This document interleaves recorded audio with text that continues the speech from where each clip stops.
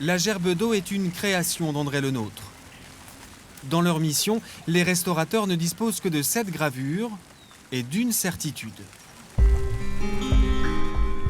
André Le Nôtre faisait fonctionner le bassin sans artifice.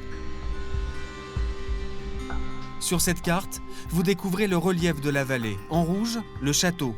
En contrebas, une série de bassins dont celui de la Gerbe, approvisionné par le seul système gravitaire. En pointillé sur la carte, un aqueduc souterrain antérieur à l'arrivée de Le Nôtre à Chantilly.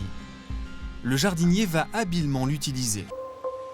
Le bassin du Roi, le voici. Le Nôtre l'a positionné à 5 mètres de hauteur par rapport au bassin de la Gerbe. Un dénivelé suffisant pour l'effet recherché. Pour en savoir plus, direction l'extrémité du Grand Canal et ce bâtiment.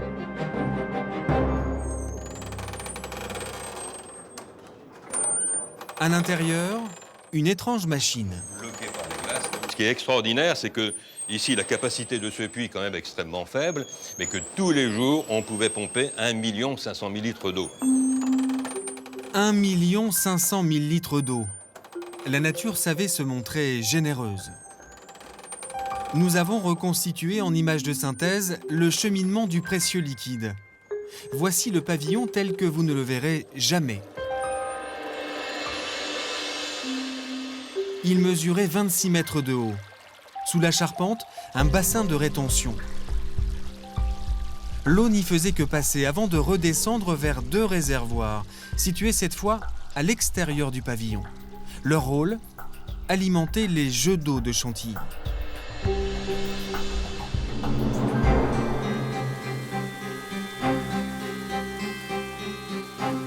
Cette fois encore, l'image virtuelle est nécessaire.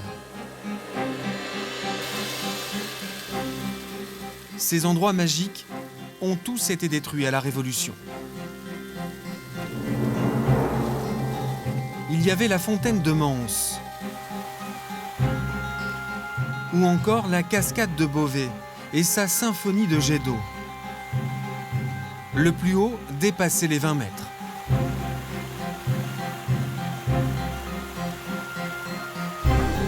Ces décors luxueux ont été créés par André Le Nôtre et faisaient l'objet de toutes les convoitises. Une richesse incroyable dont il ne reste presque rien à Chantilly. Juste ce buffet, précieusement conservé. Une fois passé la cascade de Beauvais, le visiteur n'était pas au bout de ses surprises. Voici ce qu'il découvrait au détour d'un chemin. Les grandes cascades de Chantilly. Un spectacle d'une richesse inouïe, une ascension vers le plaisir des sens. L'eau semble venir de partout.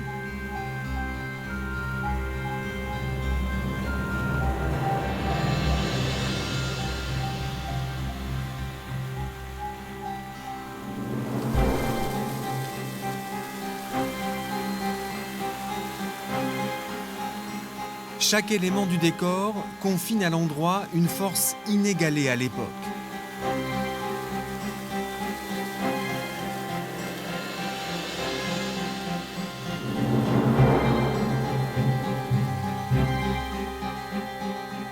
Chantilly apparaît alors aux yeux de tous comme un paradis aquatique sur Terre.